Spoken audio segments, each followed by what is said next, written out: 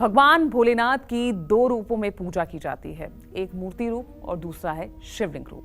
और आज हम आपको बता रहे हैं कि कैसे अलग अलग शिव प्रतिमाओं की पूजा करने से आपकी ढेरों मनोकामनाएं पूरी हो सकती है। तो चलिए अपनी चर्चा को आगे बढ़ाते हुए बात कर लेते हैं भगवान शिव की उस प्रतिमा के बारे में जिसकी पूजा करने से आपको धन, दौलत, ऐश्वर्य, मान, सम्मान मिलेगा। साथ ही आपकी जिंदगी में आ रही सभी परेशानियां भी दूर हो जाएंगी। तो चलिए पंडित जी से जानते हैं इस प्रश्न का जवाब। तो पंडित जी, धन, दौलत, ऐश्वर्य, मान, सम्मान, आज सभी की यही कामना होती है, कौन सी शिव प्रतिमा की पूजा की जाए? बार बार मैं कहता हूँ, अपने सभी दर्शकों को सुनाता हूँ कि आशुतोष तुम अवधर दानी, आरत हरहु दीन जन जानी। भगवान शिव से बड़ा दानी कोई है ही नहीं। उन्होंने रावण जैसे राक्षस को भी सोने की लंका दे दी। अपने पास तो कुछ रखते ही नहीं है, सब कुछ भक्तों के लिए, और तत्काल प्रसन्न होते हैं, भक्तों की झोली भर देते हैं। तो अगर आप भी चाहते हैं कि भगवान शिव की कृपा आप पर सदैव बनी रहे, आपके परिवार पर बनी रहे, तो नंदी और मां पार्वती के साथ सभी गणों से घिरे हुए भगवान शिव की ऐसी प्रतिमा की उपासना करने से मनुष्य को मान सम्मान की प्राप्ति होती है। ये प्रतिमा कहाँ होगी, कहाँ की होगी, कहाँ का सीन होगा? सिर्फ कैलाश का सीन होगा, जहाँ बाघंबर धारण किए हुए भगवान शिव साधना में रत होंगे।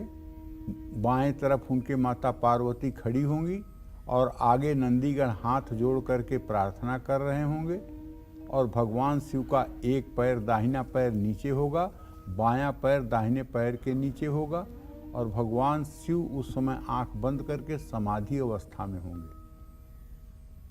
तो कहने का मतलब है कि ये रूप अगर आपने ध्यान में लिया और इस रूप की आप उपासना करते हुए अपने मन में ओम नमः शिवाय, ओम नमः शिवाय, ओम नमः शिवाय 2-5 मिनट तक किया, तो आप विश्वास करिए आपकी अकाल मृत्यु तो हो ही नहीं सकती।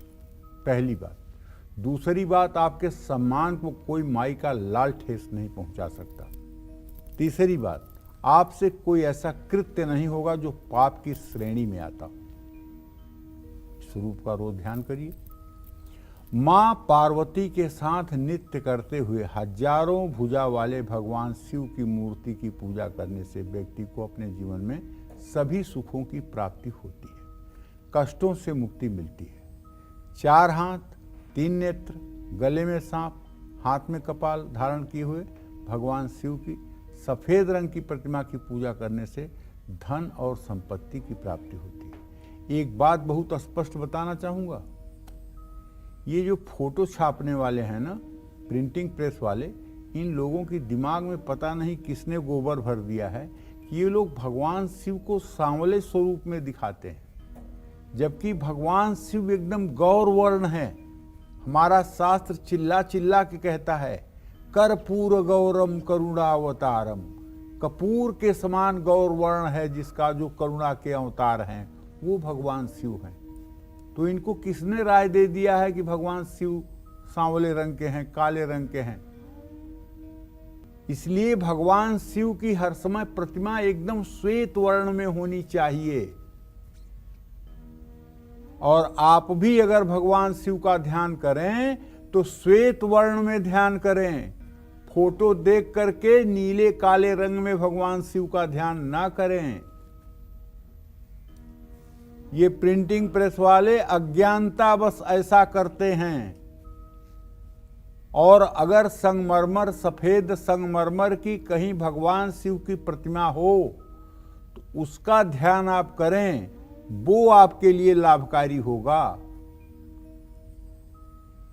काले रंग, लाल नेत्र वाले, आभूषणों की तरह गले में नाग को धारण किए हुए, हाथ में गदा और कपाल लिए हुए भगवान शिव की प्रतिमा उपासना करने से परेशानियां जरूर खत्म हो जाती हैं, लेकिन साधना पूरी नहीं होती है। शत्रुओं का भय खत्म हो जाता है, लेकिन आप शिव भक्ति में उच्च स्थिति में नहीं जा पाते हैं।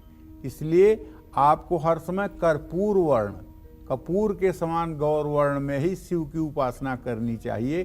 किसी दूसरे रूप रंग की कल्पना मन मस्तिष्क में नहीं करनी चाहिए। अगर आप ये सोचें कि सीरियल में दिखाया गया है, तो सीरियल वाले कितने ज्ञानी हैं कि आपको वही दिखाएंगे जो शास्त्रों में लिखा हुआ है। वो तो लोक परंपरा के आधार पर चलेंगे। जैसा उनको कोई राय देने वाला मिल जाएगा वैसा करेंगे। शास्त्रों का जिसने अध्ययन किया होगा, पुराणों का जिसने अध्ययन किया होगा, उपनिषदों का जिसने अध्ययन किया होगा, वेदांत का जिसने अध्ययन किया होगा, वो न बताएगा कि भगवान शिव का कौन सा स्वरूप ऋषि मुनि ध्यान करते थे, किस स्वरूप को ध्यान करने से भगवान शिव की सिद्धि मिलती है।